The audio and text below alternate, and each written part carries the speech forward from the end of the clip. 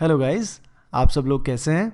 I hope you all are doing your best and the JEE mains is approaching, so you must be little nervous. I know that, and in this video I will help you in identifying the super important topics for JEE mains and specifically organic chemistry in this video. And in the upcoming videos we will discuss the important topics for JEE mains in inorganic chemistry as well as physical chemistry. So let us see one by one.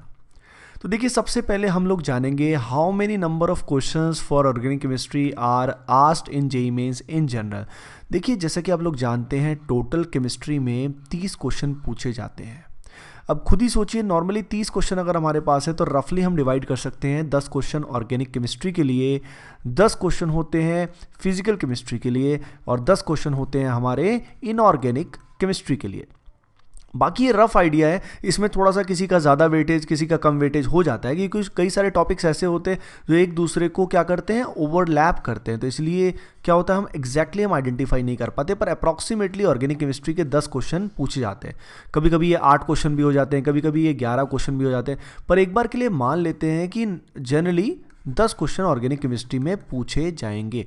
Now the main point is, ये 10 question में से किन topic में से question आना सबसे ज़्यादा chances होंगे, किन टॉपिक्स में से क्वेश्चन आएंगे। तो देखिए, ये बहुत ही एक्चुअली रैंडम है। जो इसमें सिलेक्शन होता है क्वेश्चंस का वो बहुत ही रैंडम है, क्योंकि जैसे आप जानते हैं कितने सारे टॉपिक्स ऑर्गेनिक केमिस्ट्री में होते हैं। जैसे कि अगर हम GOC की बात करें, जनरल ऑर्गेनिक केमिस्ट्री की बात करें, तो इसके अंदर कितने सारे इफेक्ट होते हैं। इंडक्टिव इफेक्ट अपना होता है, रेजोनेंस, मेसोमेरिक इफेक्ट जो है, hyper conjugation, acidic strength, basic strength, heat of combustion, heat of hydrogenation, okay, acidic strength, and there are many more concept in GOC, Bredt's rule, angle strain and much much more. Okay तो इसमें से क्या करें, इतना कुछ है हमारे पास, क्या करें इसमें से। तो ये बहुत इंपॉर्टेंट सवाल होता है स्टूडेंट्स को, जो इस समय बहुत परेशान करता है। सिमिलरली अगर GOC के अलावा हम नॉमनक्लेचर की बात करें, नॉमनक्लेचर भी स्टूडेंट्स को परेशान करता है, तो उसमें भी बहुत सारी चीज़ों के बहुत टिपिकल नाम भी होते हैं। तो कौन से नाम इस समय याद रखने चाहिए, कौन से नहीं। जैसे कि बहुत सारे कॉमन नेम्स भी होते हैं, उन कॉमन नेम्स में स्टूडेंट्स को बहुत परेशानी होती है, तो कौन से कॉमन नेम्स हमें याद रखने चाहिए। उसके अलावा बहुत सारे टॉपिक्स होते हैं, जैसे फॉर एग्जांपल अल्कोहल हो गया, एल्काइल हैलाइड, फिनॉल, ईथर। उसके अलावा कुछ एडिशनल टॉपिक्स जैसे कि बायोमॉलिक्यूल्स, क्या इनको हम इग्नोर कर सकते हैं, क्या हम कुछ सेलेक्टिवली पढ़ सकते हैं। तो बहुत तरह के डाउट स्टूडेंट्स को एक्चुअली आते हैं। अब देखिए, अब मैं आपकी हेल्प करता हूँ कि एग्जैक्टली इस सिचुएशन से कैसे हम हैंडल करें, कैसे इसको टैकल करें, क्योंकि ये पूरा रैंडम है, रैंडमनेस है। क्वेश्चन कभी भी किसी टॉपिक से आ जाता है। जैसे GOC is a vast topic. GOC में कभी तो टॉपिक जो है वो हमारा आ जाएगा आइसोमेरिज्म। GOC में आइसोमेरिज्म आ जाएगा, आइसोमेरिज्म में कभी स्टीरियो आ जाएगा, कभी स्ट्रक्चरल आ जाएगा। ओके तो बहुत ज़्यादा रैंडमनेस इसके अंदर है। तो हमें किस तरीके से इसको टैकल करना है, ओके कौन से टॉपिक हम इग्नोर कर सकते हैं, कौन से नहीं कर सकते। देखिए, सबसे इंपॉर्टेंट बात अब JEE मेंस के लिए ऐसा है, you have to never ignore any topic. किसी भी टॉपिक को आप इग्नोर नहीं कर सकते। You have to read exhaustively. Now the point is, जब हम एग्जॉस्टिवली रीड करते हैं, NCERT पढ़ते हैं, नोट्स पढ़ते हैं, तो हम बहुत ही कंफ्यूज से हो जाते हैं कई बार कि यार करें क्या, इतना सारा मटेरियल है तो हमको याद नहीं रह पाता। तो हम क्या करें ऐसे केस में। तो देखिए, कुछ इंपॉर्टेंट पॉइंट्स मैं आपको बताता हूँ। सबसे पहली बात मैं आपको बताता हूँ, टॉपिक्स जो स्टूडेंट जनरली इग्नोर कर देते हैं, जो आपको इग्नोर नहीं करने हैं, जिनका ट्रेंड आजकल काफ़ी चल रहा है। जैसे फॉर एग्जाम्पल अगर हम बात करें बायोमॉलिक्यूल्स की, तो बायोमॉलिक्यूल्स में कई सारे पार्ट होते हैं। जैसे बायोमॉलिक्यूल्स में सबसे जो NCERT में जिसको ज़्यादा वेटेज दी गई है वो है कार्बोहाइड्रेट्स। लेकिन रिसेंटली इससे क्वेश्चन नॉर्मली नहीं आ रहा है। बाकी ये है सबसे ज़्यादा NCERT में, पर स्टिल इससे क्वेश्चन कम आ रहा है और स्टूडेंट्स को कार्बोहाइड्रेट रिलेटिवली आता होता है। उसके अलावा इसमें अमीनो एसिड्स होते हैं, RNA DNA होता है, विटामिन होता है, तो बहुत सारी चीज़ें इसमें होती हैं। तो आप बायोमॉलिक्यूल्स के जो बेसिक्स हैं, यानी बेसिक लेवल पे जो NCERT है, उसको आप टिप्स पे कर लें। NCERT को आप ढंग से पढ़ लें, बहुत अच्छे से। खासकर सबसे इंपॉर्टेंट बात, NCERT में जो चीज़ें हाईलाइट की होती हैं, जैसे कि आपने नोटिस किया होगा NCERT में कई चीज़ें बहुत अच्छे से हाईलाइट की हैं, तो उनको आप ज़रूर ढंग से पढ़िए। तो बायोमॉलिक्यूल्स जो टॉपिक है, ये आप NCERT को अच्छे से रेफ़र करें, आपको डायरेक्ट क्वेश्चन इससे मिल जाएगा। 1 या 2 क्वेश्चन एटलीस्ट इससे आजकल आने लग रहे हैं। ओके तो खुद ही सोचिए, जो 10 क्वेश्चन ऑर्गेनिक केमिस्ट्री के आने वाले हैं, उसमें से 1 या 2 क्वेश्चन बायोमॉलिक्यूल से शॉर्ट है। डायरेक्ट है, मेमोरी बेस्ड क्वेश्चन आते हैं इससे।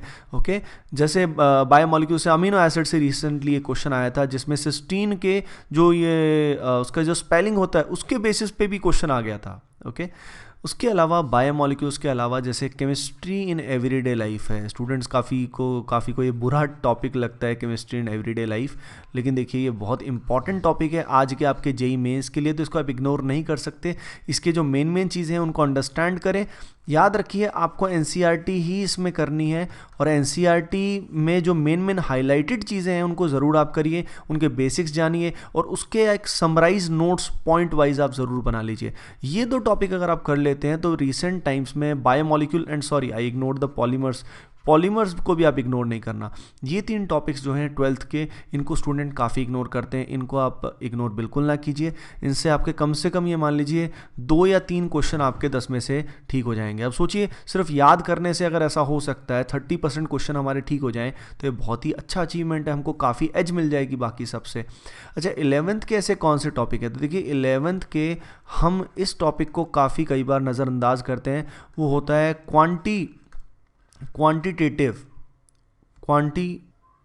Quantitative estimation of elements in organic sample में जो एस्टिमेशन के मेथड्स होते हैं, फॉर एग्जांपल जेल्डाल मेथड है, ड्यूमास मेथड है, केरियस मेथड है। आजकल ट्रेंड ऐसा है कि इनसे एक क्वेश्चन काफ़ी बार आ जाता है, तो ये जो टॉपिक्स हैं ये स्टूडेंट्स काफ़ी इग्नोर करते हैं। Biomolecules, polymers, chemistry in everyday life, quantitative estimation, तो ये जो टॉपिक हैं ये आपको अच्छा एज देंगे। 10 में से 10 की बजाय अगर 9 क्वेश्चन भी आए तो भी याद रखिए इन टॉपिक से 3 क्वेश्चन आने ही वाले हैं। ओके, क्योंकि जेईई मेंस वाले जो लोग हैं, जो भी वो पेपर बनाते हैं, उनके मन में एक ही चीज़ रहती है कि जो चीज़ कोचिंग वाले जो लोग हैं वो इग्नोर करते हैं उनको वो ज़रूर डालते हैं। तो कोचिंग में क्या करते हैं, कोचिंग में बायोमोलिक्यूल्स थोड़ा सा कम पढ़ाया जाता है, polymers, chemistry in everyday life जो है, क्वांटिटेटिव एस्टिमेशन, इन पे ध्यान कम दिया जाता है। ओके, तो वो ये इससे इन टॉपिक से वो ज़रूर क्वेश्चन देते हैं ताकि कोचिंग वाले स्टूडेंट्स जो हैं वो परेशान हो जाएं। ओके, तो आपको परेशान नहीं होना है, आपको एनसीईआरटी पे फोकस करना है और इससे शॉर्ट आपके 3 क्वेश्चन सही हो जाएंगे।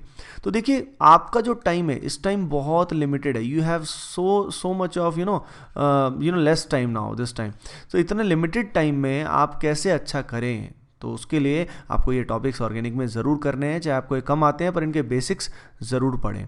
अब इसके अलावा कौन से इंपॉर्टेंट टॉपिक्स हैं, तो देखिए इसमें तो रैंडम है, जैसे फॉर एग्जांपल एरोमेटिक जो है, एरोमेटिसिटी जो है, अब इससे जब क्वेश्चन आता है एरोमेटिक से तो बहुत बार डाईएज़ोटाइजेशन से रिलेटेड क्वेश्चन आ ही जाता है, डाई फॉर्मेशन से आ जाता है क्वेश्चन। ओके, इसके अलावा फिनॉल ब्रोमीन वाटर से आ जाता है, और नेम्ड रिएक्शन बहुत इंपॉर्टेंट है। तो इसमें मैं आपको ओवरऑल ये सजेस्ट करूंगा कि जो एनसीईआरटी है, एनसीईआरटी में जो जो चीज़ें हाईलाइटेड है, अब अगेन मैं उसको बात को हाईलाइट करूंगा कि एनसीईआरटी में जो जो चीज़ हाईलाइटेड है, जो जो नेम्ड रिएक्शन है, फॉर एग्जाम्पल अगर मैं बात करूँ तो एल्डोल, हॉफमैन ब्रोमामाइड,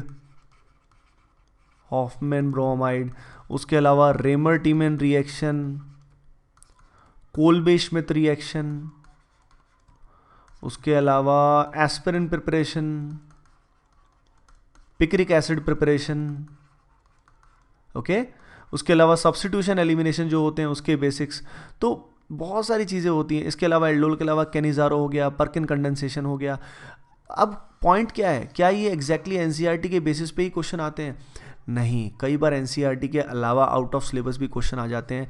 जैसे एक बार क्वेश्चन आ गया था बेंजोइन कंडेंसेशन का, उसके अलावा टिशेंको रिएक्शन का भी क्वेश्चन आ चुका है, कर्टियस रिएक्शन का भी क्वेश्चन आ चुका है। तो ये जो आउट ऑफ सिलेबस रिएक्शन है उनको कितना करें, तो देखिए मेरा मानना ये है कि आउट ऑफ सिलेबस हमेशा एक आधी रिएक्शन आ जाती है। अब 10 में से एक क्वेश्चन आपका छूट भी जाता है तो वो इतना मैटर नहीं करता, क्योंकि अगर आपके 80% स्कोर भी आपका आ जाता है तो ये बहुत अच्छा स्कोर है। क्या होता है ना, इस एक क्वेश्चन के चक्कर में स्टूडेंट बहुत सारा टाइम इस पे इन्वेस्ट करता है और हमें कोई गारंटी भी नहीं होती कि इससे क्वेश्चन आए। कभी कभी ये आउट ऑफ सिलेबस वाली रिएक्शन से क्वेश्चन आता है, कभी नहीं आता। आउट ऑफ सिलेबस बहुत रिएक्शन होती है, जैसे फ्राइज रीअरेंजमेंट होगी, क्लेसन रीअरेंजमेंट होगी। स्टिल एनसीईआरटी से टॉपिक्स आने चाहिए, स्टिल वो बाहर से क्वेश्चन दे देते हैं। अब उनका क्या करें, बड़े वाले तो होते ही हैं, तो का कोई इलाज अपने पास नहीं है। Okay, so you need to understand the pattern. ये टाइम आपके लिए बहुत बहुत क्रूशियल है, आप इस बात को ज़रूर पहचानें। ऑर्गेनिक केमिस्ट्री में बहुत क्वेश्चंस मेमोरी बेस्ड आते हैं, तो एडवांस के पैटर्न से इसमें काफ़ी डिफरेंस है। बहुत मल्टीपल कंसेप्ट के एप्लीकेशन वाले ज़्यादा क्वेश्चन नहीं आते हैं। So in depth understanding is not required for doing most of the question. ज़्यादातर क्वेश्चन करने के लिए आपको बहुत ज़्यादा इन डेप्थ अंडरस्टैंडिंग की रिक्वायरमेंट नहीं होती, तो आप सिर्फ बेसिक सुन के करें, बेसिक बातें समझें अच्छे से। यानी हर टॉपिक के अगर बेसिक लेवल के एग्जाम्पल्स प्लस आप एनसीईआरटी अच्छे से कर लेते हैं तो मेंस में आपको कोई नहीं रोक सकता। ज़्यादा टफ क्वेश्चन या ज़्यादा हाई लेवल के क्वेश्चन, एडवांस लेवल के क्वेश्चन अभी करने की कोई रिक्वायरमेंट आपको नहीं है। What matters is how much you are able to retain, कितना आपको इवेंचुअली याद रहता है उस समय पे, वो मैटर करता है। और आप एग्जॉस्टिवली भी कवर करें टॉपिक्स को, आप स्किप मत करें। एनसीईआरटी को आप ज़रूर अच्छे से करें, बार बार आप एनसीईआरटी को रिवाइज करें, और एनसीईआरटी में जो टॉपिक्स हैं मैंने बताया कि हाईलाइट जो किए हुए हैं उनको आप अच्छे से रिवाइज करें। ओके गाइज, सो इसी सीरीज़ में हम आगे मैं आपको बताऊंगा अगले वीडियो में कि इनऑर्गेनिक केमिस्ट्री में कौन कौन से टॉपिक्स इंपॉर्टेंट होते हैं और कैसे उसको टैकल करना है। सिमिलरली फिजिकल केमिस्ट्री में भी मैं आपको बताऊंगा। ओके गाइज, अगर ये वीडियो आपको पसंद आया है तो please do like, share, and if you haven't subscribed please subscribe our channel. Thank you.